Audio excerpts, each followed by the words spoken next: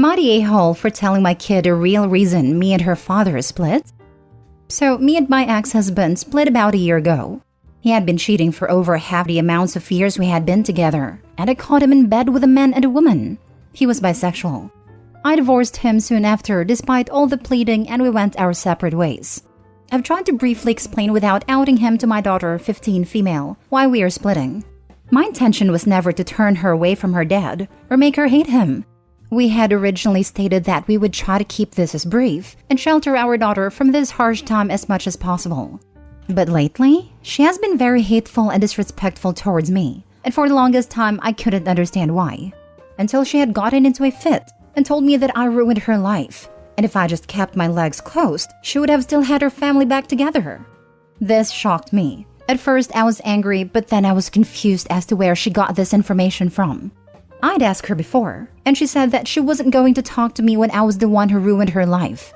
I called her father and asked him if he knew anything about this, and if he had told anyone I was the one who screwed up. But he dismissed everything and said he had no clue where she had gotten that information from. Now I was really confused, and back to angry that she said this to me, but I chose to wait until I knew what was going on. I tried talking to her multiple times, but she continued to shut me down and say that I ruined her life. I'm a terrible mom, that I chose sex over her family, and I'm the only one to blame for not having a mom and dad together. I reached out to all family and friends to see if they had said anything that would lead to this as well. Now, I'm not proud of this, but I saw a message come up on my daughter's phone and I picked at it. The message read, "I know, sweetie, just 3 more days," and it was from her dad. I opened the phone to see tons of messages of them two going back and forth, with her telling him that she was sick of being here. She didn't want to be near me after I did that. She couldn't believe I would cheat. She's disgusted by me. And her father just agreed and consoled her. I asked him multiple times if he knew anything about her behavior, and he said no, and he put the blame on me for no reason. So I called him once again after that and messaged him about it, when he didn't respond and got left on read. So, I sat my daughter down and told her that I know she's angry at me, and that I tried to shelter her from this and keep her as far away from this as possible, but I won't be held accountable for actions that weren't mine. I left any and all questions that I couldn't say without her perspective out. She was shocked and apologized for her behavior to me. This wasn't some petty revenge to get back at him, but I can't have my relationship with hers ruined either. I'm now getting blasted by all of my family and his for doing this. So am I the a-hole? Now for the top comments. Not the a-hole. And you should screenshot and keep those messages of him turning her against you. That is illegal in many places, as is parental alienation. Also, keep any messages where he admitted he was the one who cheated, and where you agreed to not discuss it with her. Next, I'd consult a lawyer in case it takes this farther. Oh man, I actually get furious when the cheaters say their partner cheated, and try to get their kids to hate the faithful parent. He's so trash he's not worth anything. Sweetie, just 3 more days. Instant vomit. My ex-husband did this, also claimed I was the dangerous one. I had planned not to tell my son anything until he was an adult or at least late teens. I had planned to go with, sometimes no matter how hard people try, it's best for them not to be together. This is what's best for us and you, because we couldn't live together lovingly and respectfully. But when my son came home with all of what happened turned around on me, I was cornered into sharing the truth. When I felt conflicted about what to believe, I had him use his critical thinking skills. For example, X is much stronger than I am, and I'm not physically capable of doing any of what he had done to me, and promised I wouldn't be upset with him if he didn't believe me. He thought through the facts and came to the correct conclusion. Not the a-hole honestly reads as the appropriate and good choice in a super cruddy situation. His manipulating and lying to get himself seen in the best light, after being the one to ruin things, mark him as one to not really sympathize with. She already was no longer being sheltered from it when you explained things. And at that point, knowing what really went on is just the best position to be in. I hope the family also have the full story too.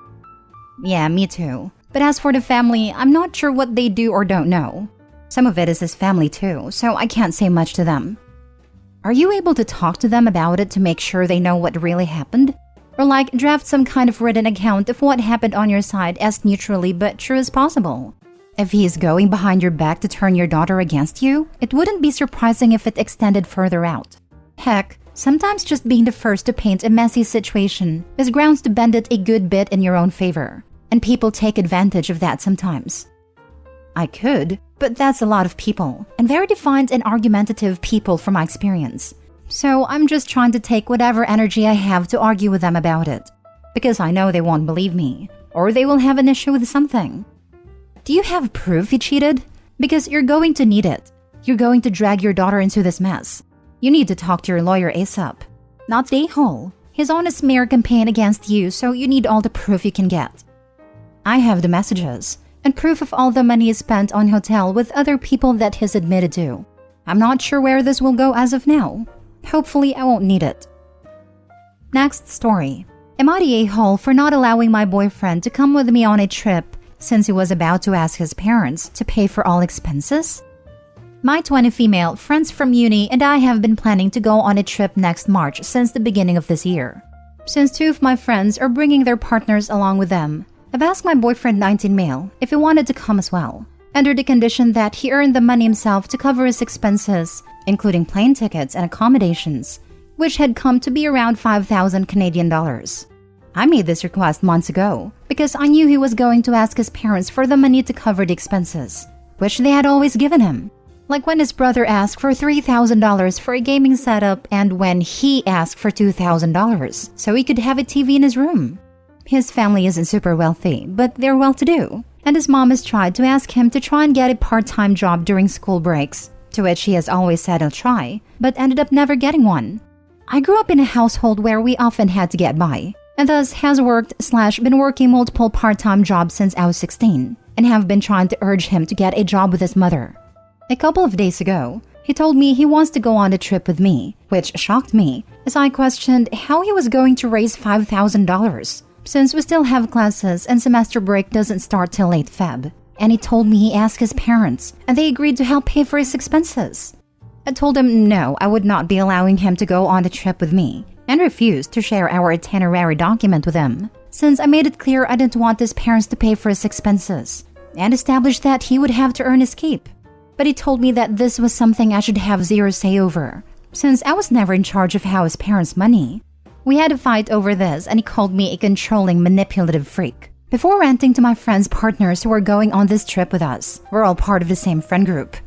They all agreed I was a little out of line and should have no say over how he raised the funds needed.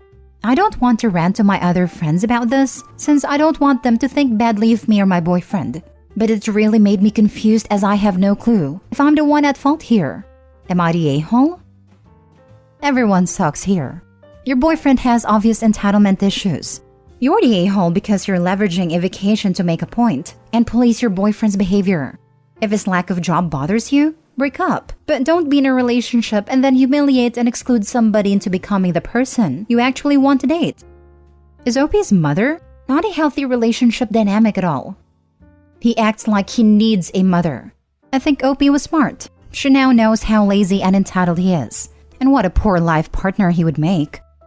I'm going with you're the a-hole, not because you insisted on him paying for himself, as it sounds like self-sufficiency is important to you, but because after all these months of knowing the kind of person he is, you were still dating him. If a self-sufficiency isn't enough to go on a trip, it's not enough to be a boyfriend. It sounds like you are trying to fix him. Stop that and move on to other guys who aren't broken. If you don't want to date an entitled lazy guy, break up with him. Maybe life will be different for him after school, but it's a hard thing to change while in school full-time. Also, a girlfriend trying to train a boyfriend into being self-sufficient is not the foundation of a relationship. He'll do it or he won't. This trip isn't the mechanism to make it happen.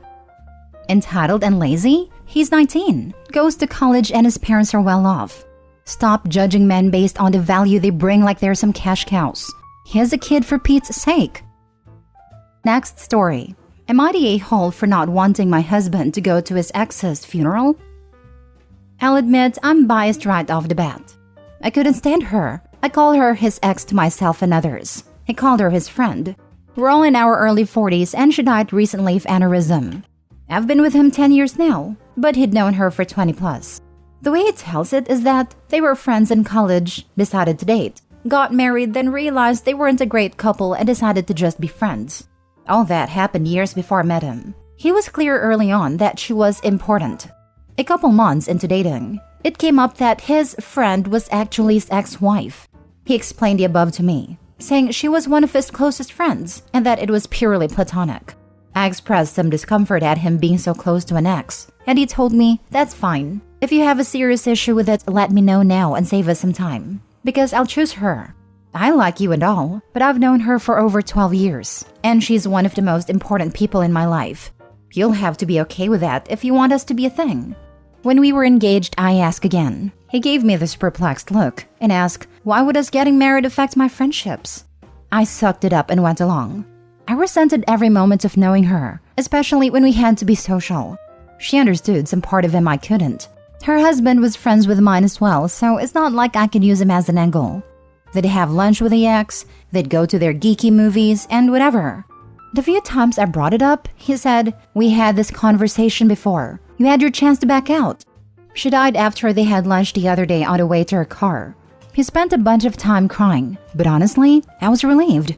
He was working with her husband on funeral planning when I told him, "You don't think you're going, do you?" My argument summed up. She's dead, so she's not a factor anymore. He doesn't get to use his "she's my friend" excuse, since she doesn't exist anymore. He had his cry for a couple days. He gets to be done with mourning her already. There's no need for him to go to her funeral, since I wouldn't want her at his. He was the angriest I've ever seen him when I told him that, replying that he'll be going no matter how I feel, and that he's willing to burn this to the freaking ground while holding up his wedding band. Besides you, she was the closest friend in my life. Him, her husband, and my sisters are calling me an insensitive a-hole over this, all saying that there's no romantic aspect to their relationship and that I'm heartless. Her husband went as far as calling me a ghoul for how I've reacted. I never felt their relationship was appropriate, and I hid that for years because I wanted to be with my husband. Now that she's gone, I don't feel I should have to hide it anymore and can speak freely. Am I the a-hole for just wanting him to be done with her and for him to not attend a funeral? Now for the top comments. You're the a-hole. When he divorces you, he probably won't have to explain his friendship with you to the next woman. Because, seriously, who'd want to stay friends with a woman who treated you like this? How heartless. I really hope they don't have any children together, so when he divorces OP, he can cut contact for good. If they had children, OP would have mentioned that after she got pregnant. She again tried to convince him that he needed to give up his friendship. If she doesn't exist anymore, why are you still so jealous of her? He can't even leave you for her now, so I think it's time you got past it. You're the a-hole. You can speak freely, and you can leave after finding out how heartless you actually are. Fair enough. I bet he will leave her over this anyway, even when the ex is dead. 'Cause damn did you prove to be a crappy person. Last story. Am I the a-hole for not wanting to give my adult stepdaughter her own room in our new home? I, 35 female, have been with my husband, 43 male James, for 3 years, married for 18 months. He has a 21-year-old daughter from his previous marriage, Jane. Jane and I get along well, but she was already away at college by the time her dad and I got serious, so we don't have a very close relationship. James and I are looking to purchase a home together because our current home is not going to work for me in the long term due to some disabilities. We've found a few we liked, and we were discussing our options when I referred to the third room as the guest room. James asked what I meant, because that would be Jane's room. This led to an argument between us, because I don't think Jane needs a dedicated bedroom in our new home. She's renting her own place now, with roommates year-round, no more student housing. And she still has her room at her mom's house. Of course, she's always welcome to visit, and if she were to ever need to move back in, then we could adjust at a time. But as it stands, she's an adult moving on to the adult portion of her life, and it seems silly to dedicate a room for her when she'll use it for 2 weeks out the year max. My husband is upset with me still, but I really don't think his position is that strong. She's a grown-up now.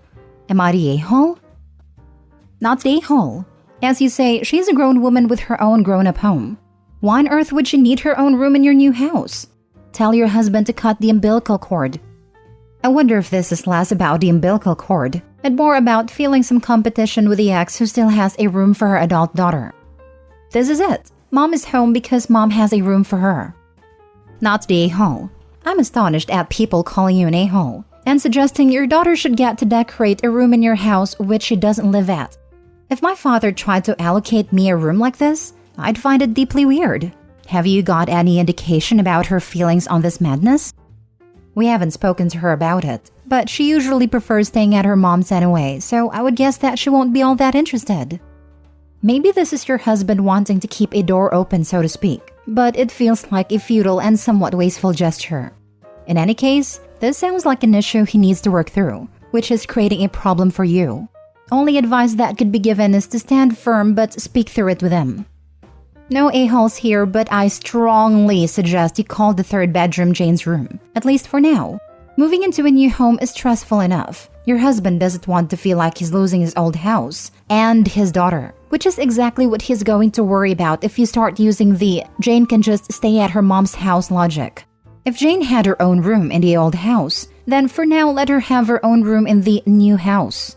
As time goes on, when everyone settles in and your husband realizes how sporadically Jane visits, then he'll be able to accept the fact that Jane is an adult and the new house isn't her home. Not because she never had a bedroom to begin with, but because Jane grew up into a woman with her own home and her own space.